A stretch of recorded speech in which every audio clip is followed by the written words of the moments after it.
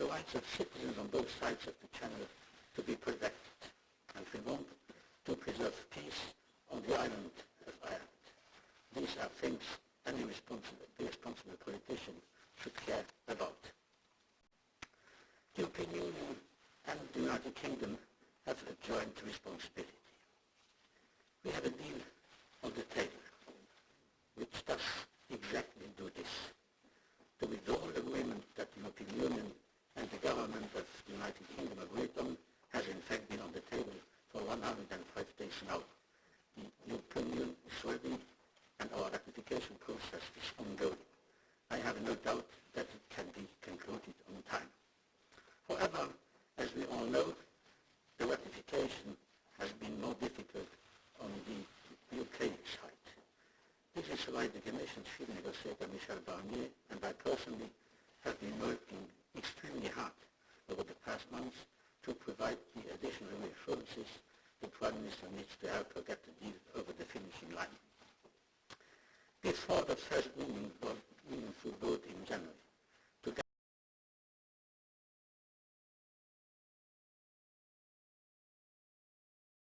on the backstop and our commitment to swiftly negotiate our future relationship. Since then, the Prime Minister and myself will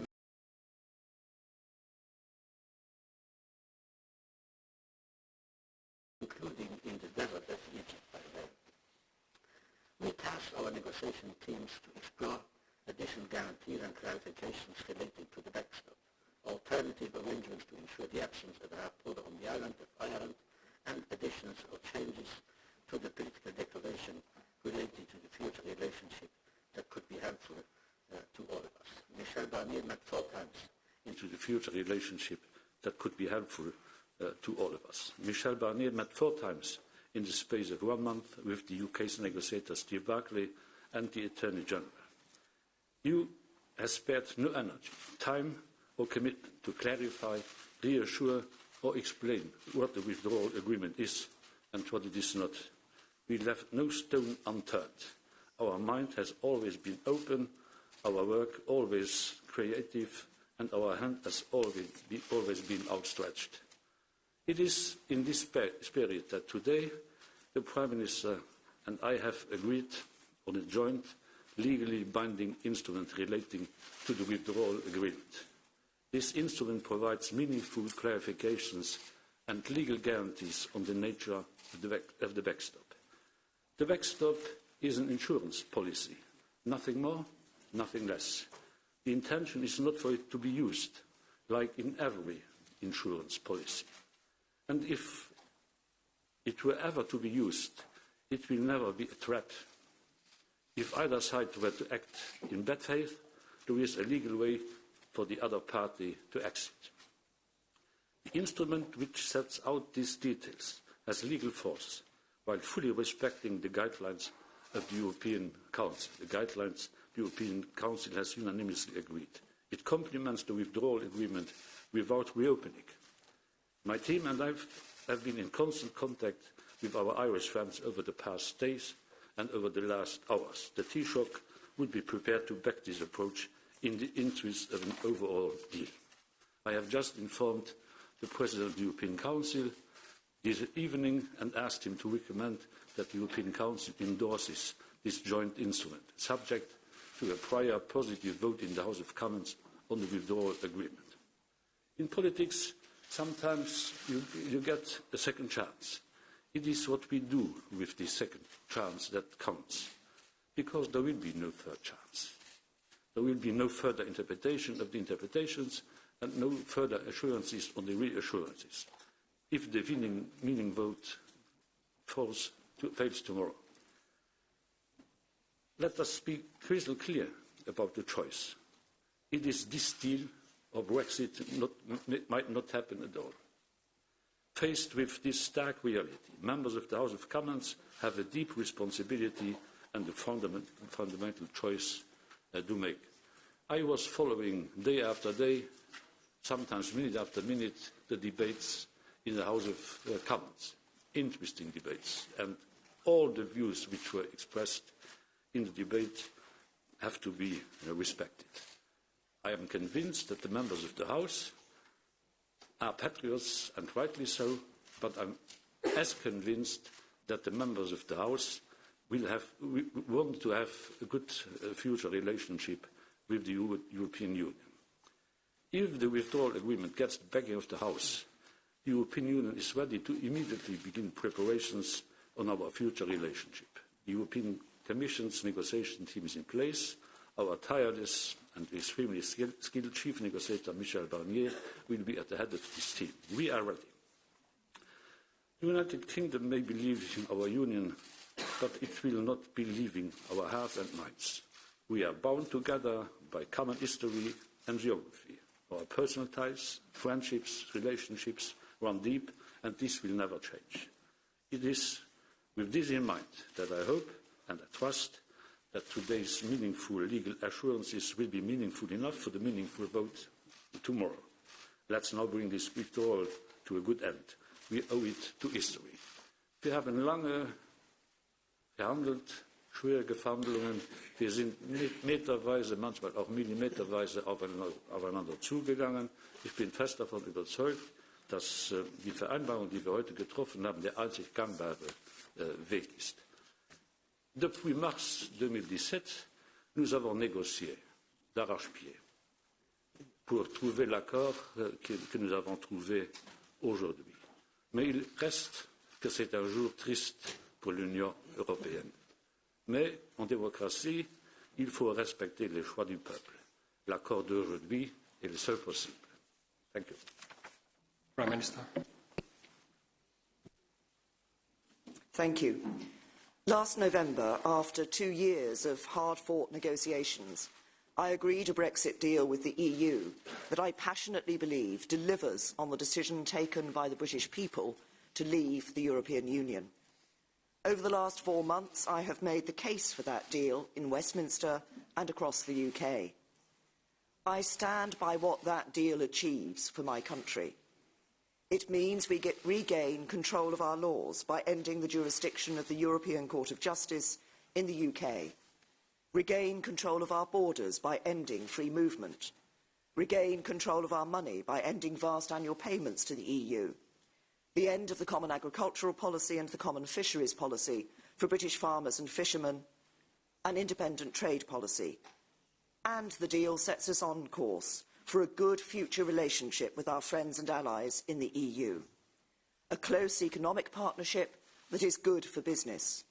Ongoing security cooperation to keep our peoples safe.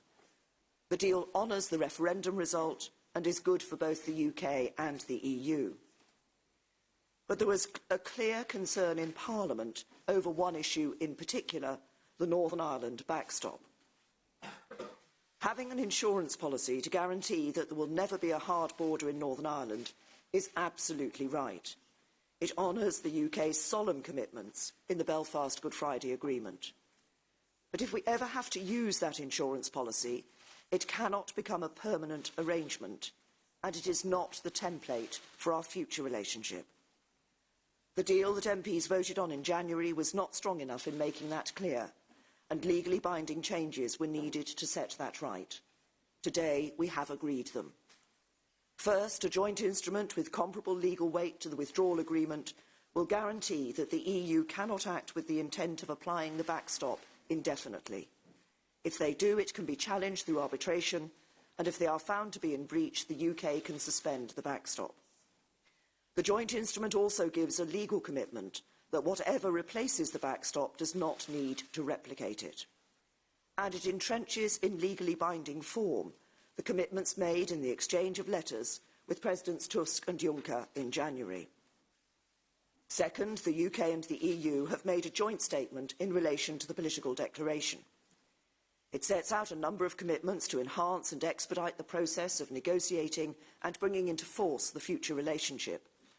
And it makes a legal commitment that the UK and the EU will begin work immediately to replace the backstop with alternative arrangements by the end of December 2020. There will be a specific negotiating track on alternative arrangements from the very start of the next phase of negotiations. It will consider facilitations and technologies, both those currently ready and emerging. And the UK's position will be informed by the 3 domestic groups announced last week for technical experts, MPs and business and trade unions. Third, alongside the joint instrument on the withdrawal agreement, the United Kingdom government will make a unilateral declaration that if the backstop comes into use and discussions on our future relationship break down so that there is no prospect of subsequent agreement, it is the position of the United Kingdom that there would be nothing to prevent the UK instigating measures that would ultimately disapply the backstop. Unilateral declarations are commonly used by states alongside the ratification of treaties. The Attorney-General will set out in legal analysis the meaning of the joint instrument and unilateral declaration to Parliament. Tomorrow, the House of Commons will debate the improved deal that these legal changes have created. I will speak in more detail about them when I open that debate. MPs were clear that legal changes were needed to the backstop. Today, we have secured legal changes.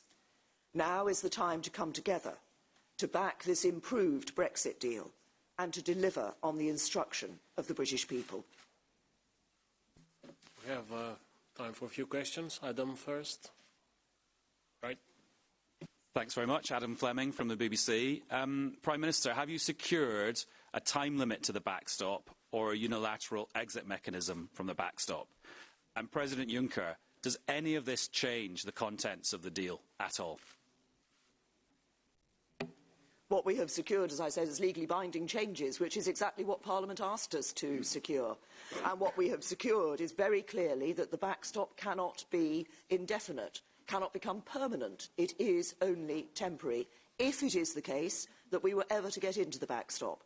But what we've also secured, and what Parliament was very clear that it wanted, was that alternative arrangements could replace the backstop. And as I've said here, there is a timetable for that, such that alternative arrangements would be in place at the end of December 2020, so that if it was necessary to use the insurance policy, it would not be necessary to use the backstop. There would be alternative arrangements that could replace the backstop, as Parliament requested. The instrument we agreed upon is respecting, in the spirit and letter by letter, the conclusions the European Council has agreed, I think, 2 years ago. This deal, this instrument, this arrangement, this treaty we have agreed upon today is complementing the withdrawal agreement without reopening. Mark. Thank you, Prime Minister. Mr. President, Mark Stone from Sky News. To you, Prime Minister, has a single word of the withdrawal agreement changed as a result of your meeting tonight? And has the Attorney-General told you that he will therefore change his legal advice? And to you, Mr Juncker, do you believe that this will go through tomorrow? And if it doesn't, are you clear, as you just said, that that's it? No deal, no changes, no further changes? The legal instrument that we have agreed is an addition to the withdrawal agreement. It has the same legal status as the withdrawal agreement. It is legally binding. That is what Parliament asked us to secure, and that is what we have secured. The Attorney-General, as you know, is independent. He will come to his decision. He will publish his legal opinion for Parliament so that Parliament has that before it comes to vote tomorrow. I think I was rather clear just a few moments ago. There will be no new negotiations. It is this. And I am grateful to the Prime Minister, despite the difficulties we had, not between us, but for the friendly, determined way she was able and I was able to negotiate. Thank you. Last question up there. Yes, ma'am, please.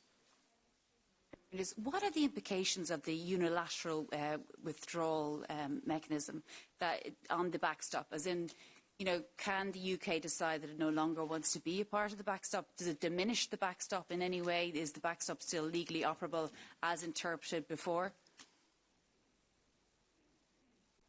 The unilateral declaration sets out the UK's position in certain circumstances. But let's be clear about, as we have both described the backstop as an insurance policy, that is what it is there for. It is the intention of both sides that that insurance policy should never need to be used. If it were the case that it was necessary to use the insurance policy, it could take various forms. Crucially, one of the requests that Parliament had, that Parliament came together and had a majority vote for, was that it should be possible to replace the backstop with alternative arrangements.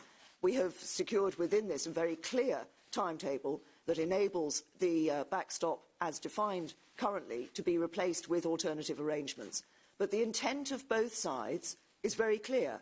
We want a good future relationship between the UK and the EU, and we will work hard to ensure that that future relationship has been negotiated, has been agreed by the end of December 2020, such that the backstop need never come into place.